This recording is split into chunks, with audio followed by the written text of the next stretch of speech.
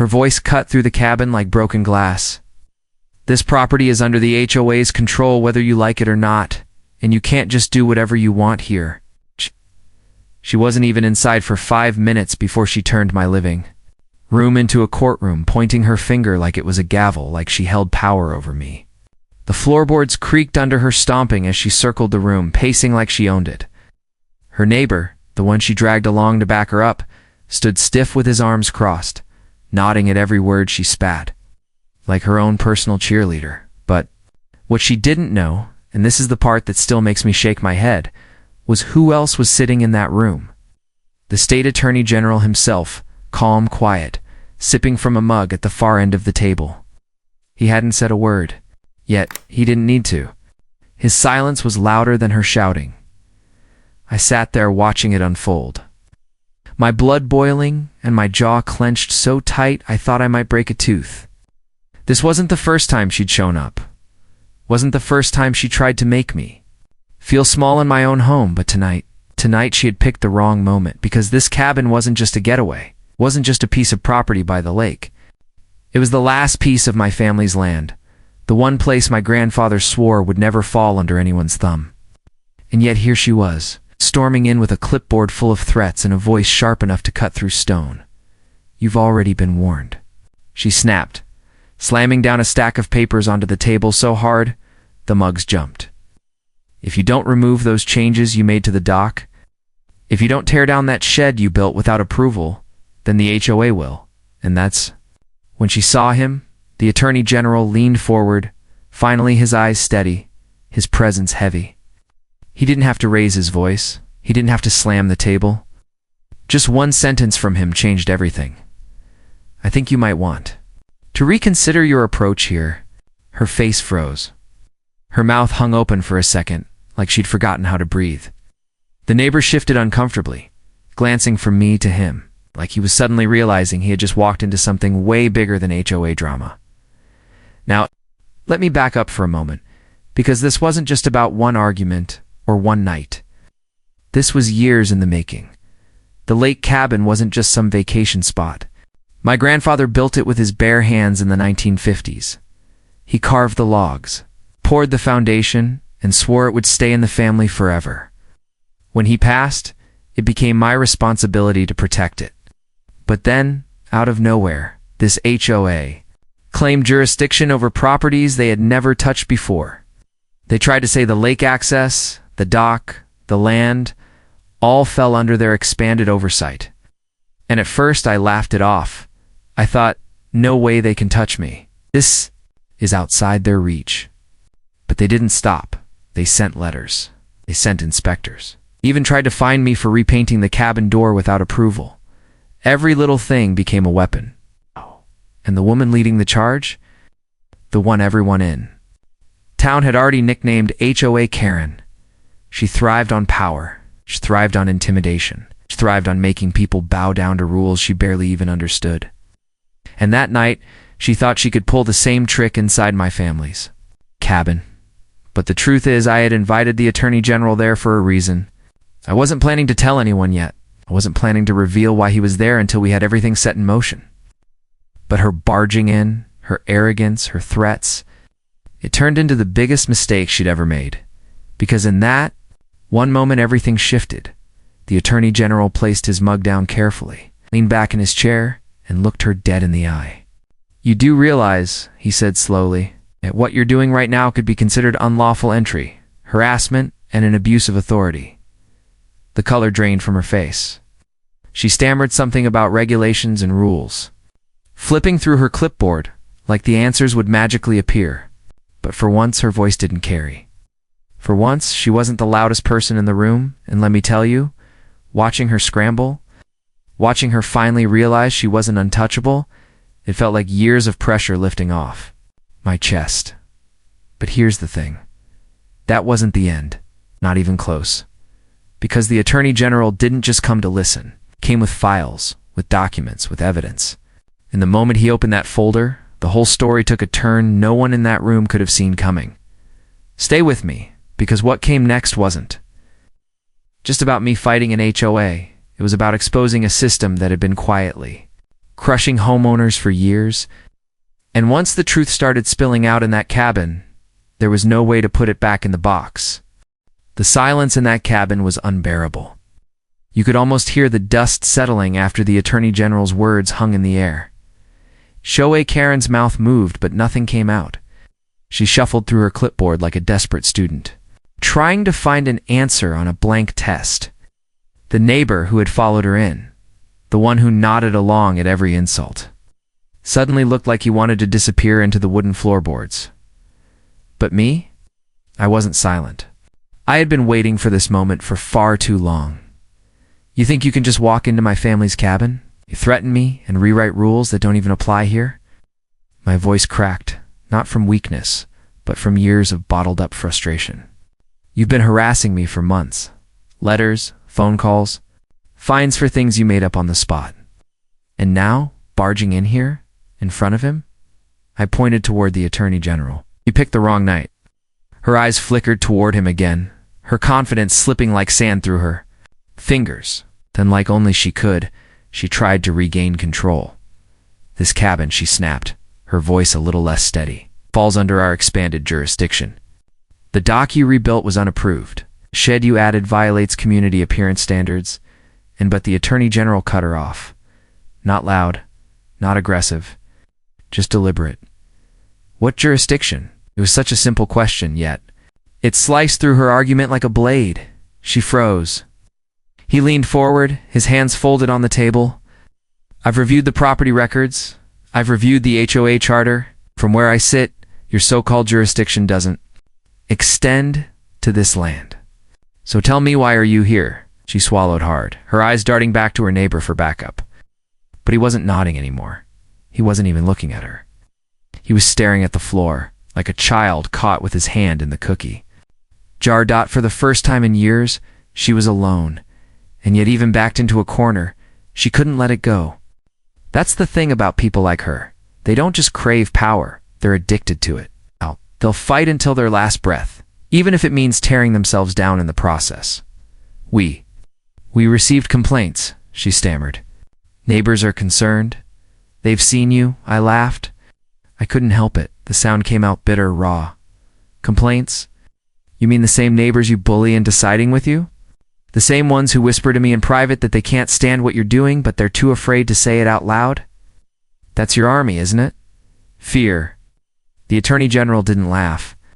His face was stone, his voice colder than the wind off the lake. Sis Richardson, he said, finally using her real name, stripping away the nickname everyone had given her. You are standing in someone else's private residence without permission. You are presenting yourself as an authority where none exists. Do you understand the seriousness of what you've done? Her lips trembled, but she still tried to hold her ground. We have rights as an HOA. That's when he pulled out the folder. The sound of paper sliding against paper filled the room as he opened it, revealing page after page of documents. He placed them on the table, one by one, slow and deliberate. Do you know what this is? He asked. She didn't answer. These are formal complaints filed against your HOA. Not just by him. He gestured toward me. But by other homeowners, people you find illegally, properties you've trespassed on, people whose lives you've made miserable under the guise of rules. Her face went pale. And here, continued, pulling out another sheet, is the incorporation document for your HOA. Nowhere, I repeat, nowhere does it grant you authority over this parcel of land. Which means every letter, every fine, every threat you've directed at him is baseless, unlawful, harassment. The silence was deafening. Could hear the wind outside rattling the old shutters. The creak of the dock as the lake water slapped against it. Inside, it felt like the whole world had narrowed down to the weight of those papers. And for a moment, just a moment, I almost felt sorry for her. Almost because here she was, exposed, stripped of her power, facing someone far bigger than me. But then I remembered. I remembered the day she showed up with a tow truck, trying to take my truck because it was parked too close to the road. I remembered the time she screamed at my niece for fishing off the dock, saying it was community property. I remembered the countless nights I sat at this very table, staring at another threatening letter. was wondering if they'd find a way to tear down what my grandfather built. No, I didn't feel sorry. I felt relief, but the Attorney General wasn't done. He leaned back, eyes fixed on her. Do you know what happens when someone in your position abuses authority? She shook her head, barely moving. Investigations, audits, legal consequences. Neighbor finally spoke up, his voice shaky. I didn't know. She told me she said this land was under the HOA. I thought we were just following orders. The Attorney General interrupted, his voice sharp now. You walked into a man's private home? You threatened him? That's not following orders. That's complicity. The man swallowed hard, his arms dropping from his chest, suddenly small, suddenly powerless. And then something happened I'll never forget. She sat down. HOA Karen, the woman who never backed down, never admitted defeat, never missed an opportunity to wield her clipboard like a weapon, sat down in my cabin like a deflated balloon. Her hands shook as she tried to gather the papers she had thrown onto my table earlier, but they weren't hers anymore. The Attorney General slid them away from her reach. These are evidence now, he said firmly. You won't be needing them. And right then I realized this wasn't just about me winning. It wasn't just about shutting her down. It was bigger, much bigger, because the Attorney General didn't come here just for me. He came because he knew this HOA wasn't an isolated problem. Came because my story was one of dozens, maybe hundreds. And what started in my cabin that night was going to ripple out far beyond these lake shores. But the craziest part, the twist none of us saw coming, wasn't even in the documents he laid out. It was in the phone call he received right there. In the middle of this confrontation, his phone buzzed on the table. He picked it up, listened for a moment, his face unreadable. Then he looked straight at her and said, You might want to sit tight, because as of 5 minutes ago, there's a state investigation into your entire HOA board. The blood drained from her face so fast it was like watching a candle snuffed out. And that's when I knew this wasn't the end of the fight. It was the beginning. Because once the state stepped in, every skeleton she and her board had buried was about to be dragged into the light. And I wanted to see every single one, but what happened after that phone call? What unfolded in the hours and days that followed was far more explosive than anyone in that room was prepared for. Stay with me, because if you think watching her crumble in that cabin was satisfying, you need to see what happened when the full weight of the law finally came crashing down on the HOA. And, trust me, you're going to want to watch till the very end. The cabin door closed behind them with a heavy thud. For a long moment, none of us moved. The Attorney General still had the phone in his hand. The echo of those words, state investigation, hanging in the air like thunder that hadn't yet rolled away. I could feel the weight of it pressing down, mixing with the sound of the lake outside. The creak of the wooden beams overhead. HOA Karen slumped in the chair across from me. The fire that once burned in her voice had gone out, replaced with something I'd never seen in her before, fear. It's real fear. She looked small, almost fragile, like the walls she built around herself had finally cracked. And me, I didn't know what to feel. Satisfaction? Anger? Relief? Years of her harassment flashed in my mind. The fines, the threats, the humiliations. But mixed with that was the realization that this wasn't just my fight anymore. It was bigger. The Attorney General had made that clear. They're coming, he said finally, setting his phone down. His voice was calm, but I could hear the gravity in it. The state's investigative team will be reviewing every action your board has taken. Every dollar spent, every fine issued. And let me be clear, this doesn't end with you, Mrs. Richardson. This reaches every single member of that HOA board. Neighbor shifted uncomfortably, his face pale. Wait, I didn't sign up for this. I just came along. No. The Attorney General cut him off sharply. You walked into this man's private residence. It makes you part of it. But you'll have a choice. Cooperate. Or go down with her. The man's jaw clenched, shame etched into every line of his face. I almost pitied him. Almost Karen. Though, she sat in silence, staring at the table, her hands trembling as if the weight of every decision she'd ever made was pressing down on her all at once. And that's when it hit me. This wasn't just her downfall, it was a reckoning. Hours after that moment were a blur. Agents arrived at the cabin, not in force, not with flashing lights, but with quiet authority. Plain clothes, badges flashed discreetly, voices steady and calm. They weren't here for drama, they were here for facts. Karen tried to leave, but she wasn't allowed. They wanted statements, documents, everything. The Attorney General guided the process with a steady hand, his presence commanding, yet never raising above a firm tone. I was asked questions too. I recounted everything, the letters, the threats, the trespassing, the humiliation of being treated like a criminal in my own home. Every word I spoke carried the weight of my family's history, of my grandfather's promise that this cabin would remain free, untouched hours at one point. I caught Karen staring at the family photographs on the wall, the black and white pictures of my grandfather with the cabin beams behind him. My father as a boy fishing off the same dock she tried to claim as community property. For just a flicker of a second, I saw something in her eyes I never expected. Regret. But if it was real, it disappeared quickly, swallowed by her pride. Days passed, and the story spread like wildfire. Neighbors whispered first, then talked openly. People who once stayed silent came forward with their own stories. Fines for lawn decorations, threats over paint colors, trespassing to measure sheds. It wasn't just me. It was everyone. The HOA that once ruled with fear was now drowning in exposure. Every dark corner dragged into the light, every false claim torn apart by investigators, and here's the part that shook me most. Some of the very neighbors who once nodded along with Karen started showing up at my cabin.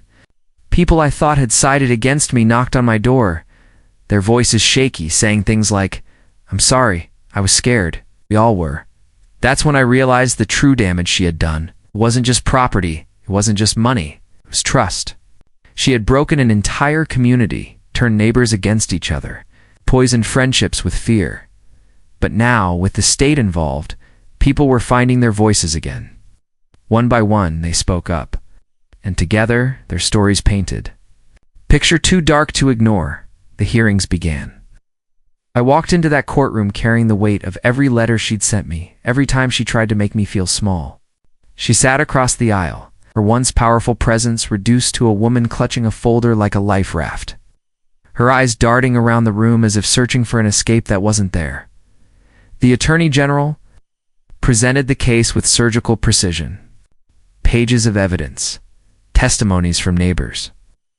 Documents showing misuse of funds, unlawful fines, intimidation tactics. Piece by piece, the image of her iron grip shattered.